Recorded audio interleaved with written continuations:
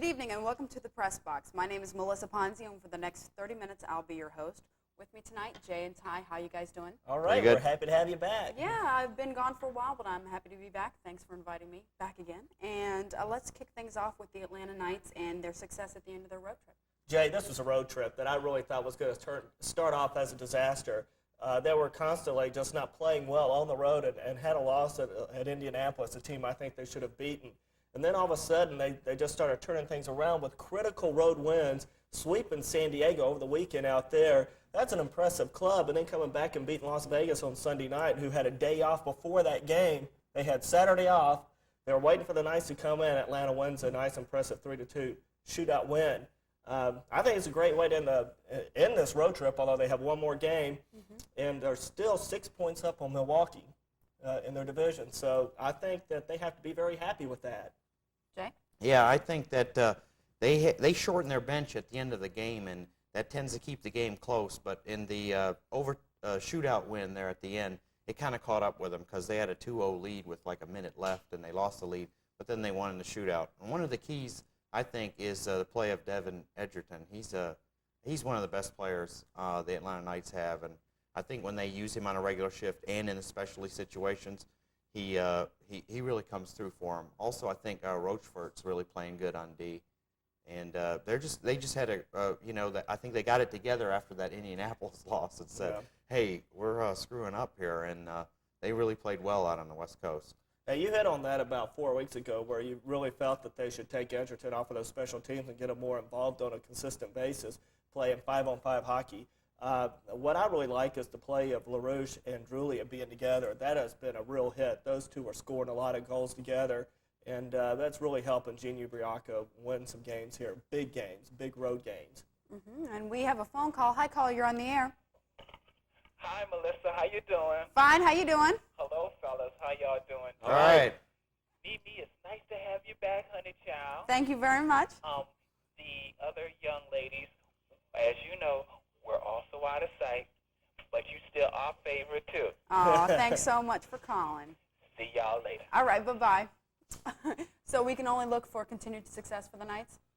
Well, And for you, it seems like. yeah, really. That makes me feel so good when people call in about positive comments about the show and myself. So. All right. Yeah, I think the Knights are well on their way. I think that if they continue to play good defense and Bergeron's playing pretty good in goal, they should be set. If they don't run into a hot team or a hot goaltender in the playoffs, they might be able to take it this year. Now, I think they can really make a stretch now. 7 of their next 9 games are at home. Oh, okay. Well, speaking of home games, let's take a look at their weekly schedule this week. We have Wednesday night, Atlanta versus Kansas City at 8 p.m. and Peoria at Atlanta Friday at 7:30 and Peoria at Atlanta Saturday at 1 p.m. All games are on 680 a.m. and also on TV, I believe. Well, the Saturday game is on 69. Is it? They should be able to win all 3 of those. I agree. Good. Okay, well, let's tune in and support those Atlanta Knights. And we have another phone call. Hi, caller, you're on the air. Hey? Hey. Yeah, I don't mean to change the subject, but every time I call, I can't get through. Oh. So I'm just going to kind of ask you a question. Okay.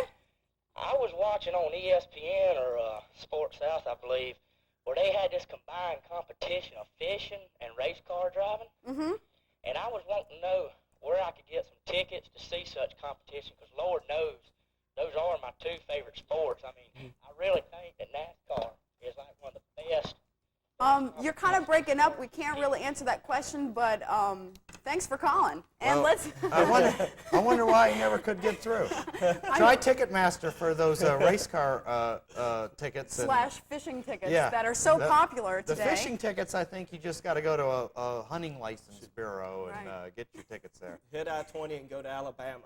And thanks for calling. And let's move on to the NBA and the trade for Manning. How do you think? How do you feel? Let's talk about it. Jay, I'm going to let you hit on first. I'm a little skeptical here. I want you to touch on that first. Well, a lot of people said that they had to get something for Dominique because they couldn't re-sign him with his high salary, and it was a money issue, okay? Well, I don't think it was a money issue because you're swapping a $3.5 million salary for a $3.2 million salary, and both of them are going to be free agents at the end of the year. So, I mean, as far as money goes, I don't see it. I think that you heard rumors of this trade early in the year, and then they got stronger and stronger, and they finally made it. I think the whole thing boiled down to Lenny Wilkins didn't like Dominique Wilkins. He didn't like his style of play, and they looked to move him all along. I just feel like it wouldn't have come down at the last minute like that unless they were trying to trade him all along. I'll go for that. Not only that, when you sit there and think of getting Danny Manning, this was the time where the price was going to be at its lowest. That's to start things off. However, you got a club that is in first place, and not only that, they're in the top, not only in their division, in their conference. And you're breaking that team up a little bit, even though Wilkins, on the other hand, was shooting a career low, something like 43% from the field. That seems like average for him. No, he usually shoots about 46, 47% for his career. So I'm not so sure about this trade. I really don't like breaking up the chemistry of the team right now. Okay, well, the chemistry of the team, I feel like is important. I don't think they're breaking up the chemistry. If it was a 2-for-1 trade, perhaps then you could bring up chemistry. But as far as Wilkins for Manning, you may be losing a little scoring, okay? But you're going to get more block shots, and you're going to get more assists per game from Manning. His overall game is better than Dominique's. Manning isn't going to score 30 points a game like Dominique Wilkins, but he'll shoot 50%. Is he a team player? Manning? I mean, you're talking about the chemistry. I mean, if he can come in there and, work just as hard and get along with everybody. Is Manning a team player? Correct. I would say more so, just simply because looking at assists, Wilkins averaged about 2 per game. Manning averages 4. He's a good passer for a big man. There you go. But in this offense, he'll probably average 6 to 8. Write it down. All right, we'll write it down. Well, we have a phone call. Hi, me get caller. a You're on pen. the air. How you doing? Just fine. How you doing? Pretty good. Great. This is my first time calling in to a TV station Yeah. this small. Okay. Do you have a question Yes, for us? I do. And I was just wondering, is it true that Manning is a free agent after the season's over? Yes. Yes. So is there any word on whether they're going to keep him or ditch him? I don't think there's any doubt they're going to keep him, Jay. It depends on the salary cap. To tell you the truth, it depends on his salary demands and whether they can fit him under the cap. If he demands $4 or $5 million a year, they're going to have to move somebody else again. Then you're talking about messing up the chemistry of the team. What is the salary cap? Right now, Mhm. I don't know. Oh, you don't know. Nope. Put you on the spot there, Jay. No, So I you think need it's to know 19. these statistics. It's something like 19 million right now, but it fluctuates each year with the TV revenue or something like that. Oh, and I had one other question. Sure. Let's say, Like a follow-up question? yeah, let's say that, I don't know, that the Hawks start going downhill real fast, Okay. and the whole city of Atlanta is outraged at Pete Babcock and, Lenny Wilkins and all this. Is there a chance, since Dominique's going to be a free agent at the end of the season, that they could get him back? Bite the bullet and get him back. To answer your question, they can, but in all probability, no. They will not go after Dominique Wilkins. And I'll tell you right now, the Hawks won't go downhill. The Hawks weren't in first place because of Dominique Wilkins. They were in first place because of team defense and because of good coaching. And they haven't lost any team defense, and they haven't lost their good coach. So Yeah, but at the same time, they could lose other things like Manning. I mean, he could just stump his toe, as usual, because he's not the most durable player there is out there. But he's not the only player out there, too, and I think the Hawks have shown that they're a strong team. Right. And although, he's a strong player. Yeah, but they lose him. Let's say they lose Manning and they lose Augman. They're just, they got problems. Okay, well then you're talking gonna about come up, a Pharrell? team going downhill because of injuries, not because they lost Dominique Wilkins. I Okay, know, but look yeah, at- I mean all 5 starters could get hurt and they could lose 10 games in a row. I mean that could always happen, but to tell you the truth, I mean, the odds of Dominique Wilkins getting hurt are pretty small. The He's odds of hurt Danny every Manning year. getting hurt are pretty good. oh, he's hurt. Dominique Wilkins was hurt every year. He spent some time every year on the injured list. Not as much as Manning, though. Okay, well, All thank right, you well, thanks very, a very lot. much for your call. All right, Call. Now, we were talking about the personality conflict before with the coach and the player. Do you think that this might be more positive for Dominique? If there was a personality conflict, maybe he wasn't, playing up to 100%, and maybe we'll see more for him now that he's been traded. I think Dominique Wilkins was playing at 100%. I think the effort was there. I think Jay hit the nail on the head where he said that they just apparently had some type of conflict between Wilkins and Wilkins. I just think that he was just not having as good as a year as he normally has, and maybe age has something to do with that. But no, the effort was there. I mean, this guy has been on a losing team for several years now, and then all of a sudden, here it is. They're a very good basketball team all of a sudden with a few changes. No, I think the effort was there. Yeah, I don't want to sound like I'm against Dominique Wilkins. Oh, because, you don't?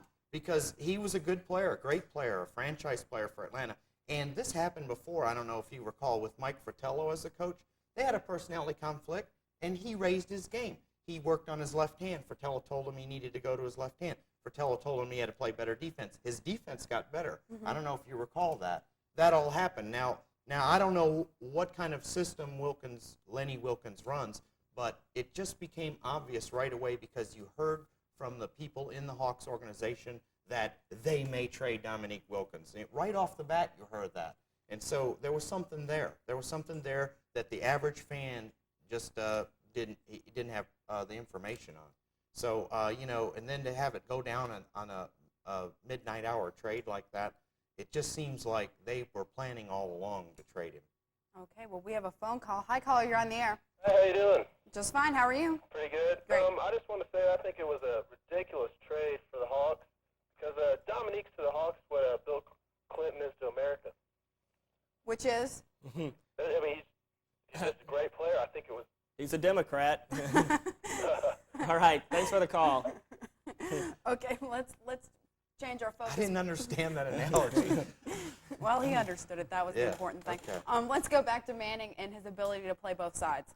Well, this is one of the issues here that I'm concerned about, Jay, and that is, here it is, this is a guy that apparently is going to take Wilkins' position. You're talking about a position that's mainly filled with people who are in the 6'6", 6'7", maybe 6'8" range with quickness. Manning is, I don't think, as quick as some of these people. Sure, he can do a lot of things. He's very agile for a 6'10" man. But if you go out there and he has to play man-to-man defense on a player like Scottie Pippen, who's in your own division, I don't know if he can do that, and that may hurt a team defensively that thrives on defense to force the floor mistake and get a fast break going with Mookie the other way. That's a good point. However, I don't think you're going to see Manning log the minutes that Dominique Wilkins logged. They're going to switch him off with Farrell or however you pronounce it, and they'll each get more minutes. Now, you had a pretty good player in Dwayne Farrell, I think, that never got in the game until it was trash time, okay? And he showed every time he got in the game that he was a pretty good NBA player. Yet, sitting behind an all-star like Dominique Wilkins, there was nothing you could do. Now, Manning, you're right, he's taller, okay? But Farrell is quicker and a better defender. And if they switch him off, to answer this other caller, if they switch him off, then Manning won't be injured. He won't have enough minutes to, get fatigued. And I think that's the kind of thing Lenny Wilkins is looking for. He's not looking for a star. He's not looking for an MVP candidate. He's looking for a team player, a total team player. He's looking to play 8, 9, maybe even 10 guys a night, okay? So I think that's where Manning fits in better than Dominique Wilkins. I think one advantage he gives is flexibility. For example, what you can do is move Kevin Willis to the center, put Manning in at a power forward and get a little bit more quickness in the game, move a player like Ogman to the small forward, and then you have Elo who can play bombs away on you along with Mookie, and you got a pretty good offensive club. That's a great point because one of the best coaches in the history of the NBA, Don Nelson, has been doing this no matter who he coaches. If you can slide players from what he said, from the number 2 guard to the number 3 forward, and slide your number 3 forward down to number 4 forward, then teams can't keep up with you. You got fresh players, you got good players in the game all the time, and it really screws a team up that has a set offense and a set defense. And that's what I think Lenny Wilkins is looking to do here. Okay, well, let's see if he does it. And you mentioned MVP. I would like to get your picks for the Hawks MVP. Jay, I think the Hawks MVP this year is Mookie Blaylock. When you sit there and you look at the Hawks statistics against their opponents for the year, they're very even throughout. And you wonder, well, what's the difference here? Well, the Hawks handle the ball so well. They value the basketball. And Mookie Blaylock comes out here, and he just does not turn the ball over. He's an excellent ball handler. And not only that, he's an excellent ball handler in transition, where he not only keeps the ball for your team, but also produces offensively. I think without a doubt, this team, if they do not have Blaylock, is not nearly as good. That's true. But John Koncak has quadrupled his points per game this year. Boy, did you see him against Milwaukee shooting those outside jumpers? I was there, and I couldn't believe it. But wait, on a more serious note, Kevin Willis has really come forward this year, and he's played good, tough D. He's been the intimidator that was lacking the last couple of years, and his offensive game is somehow come around. Maybe this is the last year of his contract, and he needs a lot of money next year, but I think Kevin Willis also deserves some consideration. Oh, he deserves a lot of credit. I think he's the second most important person on the team. He's very consistent inside with that little jump hook. But I'll have to agree with Ty. Without Mookie Blaylock, Kevin Willis wouldn't be playing good. Koncak wouldn't be the most improved player in the NBA, and Manning wouldn't even fit in. Okay, well, what about the league MVP? Well, when you look at the league MVP, the person that's got the most staggering statistics is Shaquille O'Neal. It's David Robinson. He sits there and No he leads the way. league in points. Now, that's not my pick. Okay, all right, sorry. No. You jump to conclusions. But you got Shaquille O'Neal with all those statistics and all those numbers with points and rebounds. Not to mention a movie out. Right. Does he have a movie out? Yeah. And then you've got Akeem Olajuwon over there for Houston, who I think has to be considered. But the one that I like is Scottie Pippen. Here it is. The Bulls lose Jordan. And here it is. Chicago is competing once again. They could easily win the Hawks division this year. And Scottie Pippen is the main reason. That's my pick. No, fat chance. No way. I'll tell you, the voters are sick of the Bulls anyway. And David Robinson, the Admiral's having a phenomenal year. I mean, this guy got almost a quadruple double the other night. I mean, this guy scores, He's gotten one this he year. rebounds, he blocks shots, he gives out assists. This guy is he's just stepped up now. He's the marquee player in the NBA, and he's had to put up with Rodman's pukey colored hair all the time. I mean, how can you concentrate with that on the floor? Rodman's 20 rebounds a game, something like that helps. Yeah, but you'd think that then David Robinson wouldn't have as many rebounds because Rodman, he gets all of them. But here you got a guy that gets all the other ones, I just think that if you watch the Admiral play in a game, he does it all. He's just so good this year, and he hasn't broke down one bit, He's as strong as he was in the first game. Robinson's a good choice. I like Pippen. I think he's had a lot more to overcome. Okay, well, before we move on to college Wait, basketball. David Robinson didn't get arrested this year. Don't interrupt. Oh, sorry. Before we move on to college basketball, let's take a look at the weekly roundup schedule for pro basketball. We have Atlanta at Washington, Indiana at Atlanta, and Atlanta at Chicago. I think Atlanta should win those next two definitely, and then that third game, that's a big one in Chicago. Hey, Chicago's struggling right now. I think Atlanta They can are. pick them off. Cleveland just went up there and dumped them in the stadium. Okay, UNC at Duke. Let's go on with college. Hey, this may be the game to decide the ACC, Jay. But before this game is played, they cannot look too far ahead. Duke has to travel up there to Cole Fieldhouse up at Maryland, and North Carolina has to travel over to Winston-Salem and play Wake Forest. And these are two clubs that if you're looking ahead to another team and if you do not play well, you can lose in those facilities. Those are two good teams, Maryland and Wake Forest, and I think both of those teams will make the NCAA tournament. Maryland and Wake Forest? Yes. Okay. As far as Duke, NC, was that the original question? Yes. Right. Okay. Went off on that tangent. I think that Duke probably will win the game because what I said earlier in the year about North Carolina. North Carolina has probably the best inside game in the ACC, but their guards really stink.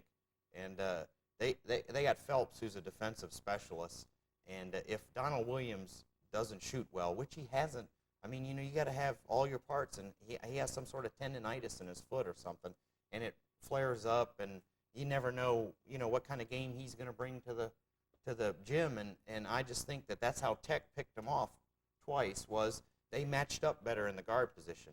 Now, whether Clark and Collins can match up, I think they can in this situation because they're healthier, they're in a system they're more comfortable with. I think Dean Smith puts too much pressure on the guards to get the ball inside. He doesn't have as much movement. He's always relied on his guards to dump the ball into the big guy Montross, and this could come back to haunt him in this game.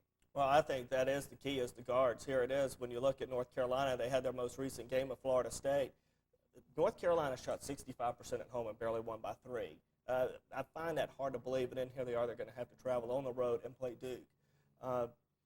this North Carolina team has to have some outside guard shooting. Donald Williams has been hurt all year, and he went 5 of 15 last game. And they're going to need more from him. And you're right. That's why Georgia Tech beat those guys twice this year. The guards for Carolina just did not come out and play well in those games.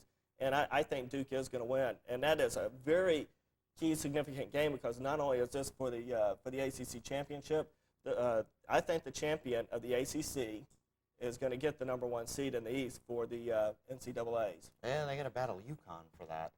But also along these lines, if Clark and Collins struggle in the guard position, they move Grant Hill out there, and he becomes just a phenomenal guard that's too tall for anybody to cover, which they've done in pressure games. If the guards for North Carolina struggle, they don't have anybody they can move out there. They can't put Stackhouse or Reese out there because they can't handle a ball like a Grant Hill. So there's your difference right there, Grant Hill. Well, we have a phone call. Hi, caller. You're on the air. Hi, Melissa. Hi. Hi, Ty, and hi, Jay. Hey. I got 2 questions for you guys. Okay. One concerning the Braves. The Braves are going to be playing at Fulton County Stadium this year, but when do they plan on tearing that down, and how is it going to affect their schedule? Okay. What's going to happen is that when the Olympic Stadium is built, which is going to be in a parking lot across the street from the stadium, they're going to move into that facility After the after 96 the season. Olympics. Yeah, the 97 season will be their first out of Atlanta Fulton County Stadium. Right. And then they'll make Fulton County Stadium a parking lot. Okay. Okay, so there will be 2 stadiums at a period of time. At one period in time, there will be 2 well, see, the stadiums. Braves have to play in that stadium while the Summer Olympics Right. are going on. You see? So in 96, when the Olympic Games are here in the Olympic Stadium, the Braves still have to play in their old stadium. Okay, I understand. Okay, good. Second question is about the Fire Ants, the new rollerblade hockey. When do their schedules start? How do we pick up schedules? Do you know anything about them? The Fire Ants. Yes, They it's don't start it's, till it's next a year. rollerblade team, and I think that does start next year. June. And This a couple year. of couple of Knights are going to be on that team. Devin Edgerton and is really going to be the other one. I thought it was Medill. Medill, you're right. It's Edgerton and Medill. Do you know how many teams are in that league? Don't know. I haven't seen a breakup of the divisions yet. But as soon as we get some information on it, we'll be sure to let everyone know about it. Thank you very much. All right, Thank you. Okay, is this the game to decide the ACC back to Duke and NC? I think so, as long as neither one of them get upset during the week. It's Yeah. that's definitely going to determine the ACC. Sure, those are the 2 best teams. Then you got the lower upper echelon of teams. Okay, well, we have another phone call. Hi, caller, you're on the air. Hello? Guess not. Maybe we lost it. Technical difficulties. Okay, let's turn our focus to Tech. And are they still on the bubble? Well, in a way, they're on a bubble, but I think they're on a good bubble right now. I think that there's going to be at least 5 teams from the ACC to get into the tournament. Virginia's been playing, well, Virginia's had hard times lately. I think Tech has moved up to the number 5 team in the ACC. I think all they have to do is to get 2 more wins for a definite yes. 16 wins, I think they can get in. 17, definite. Jay? Now, I've always been known as a Tech supporter, okay?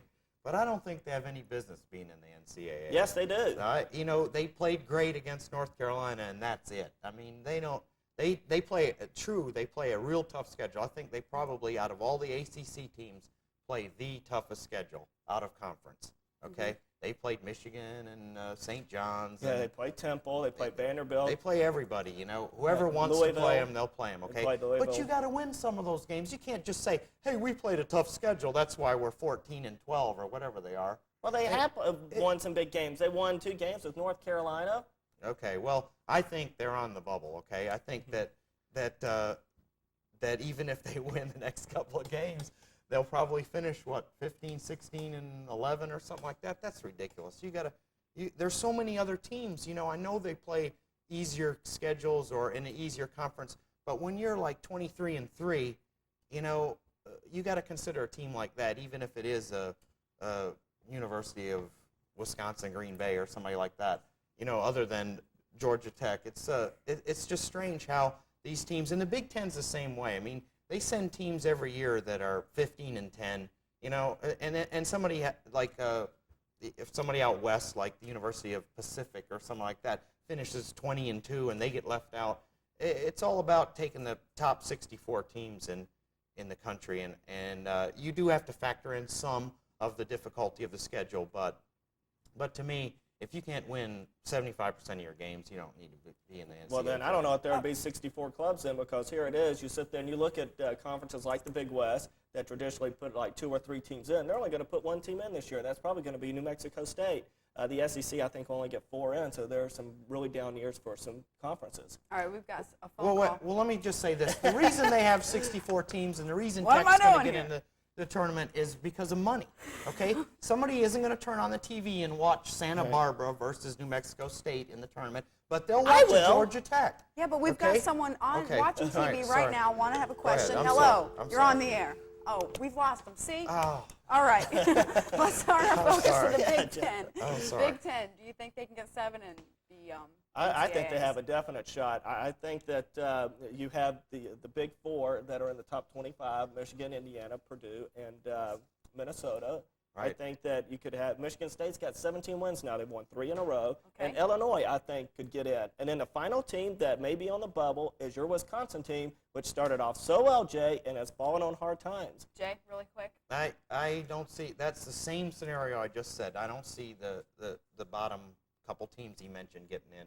But they will, because the almighty dollar sign is going to govern this thing. Okay, well, we'll table this till next week. Until then, I'd like to thank our sponsors, the Atlanta Knights and Dirty Owls at Northside Drive.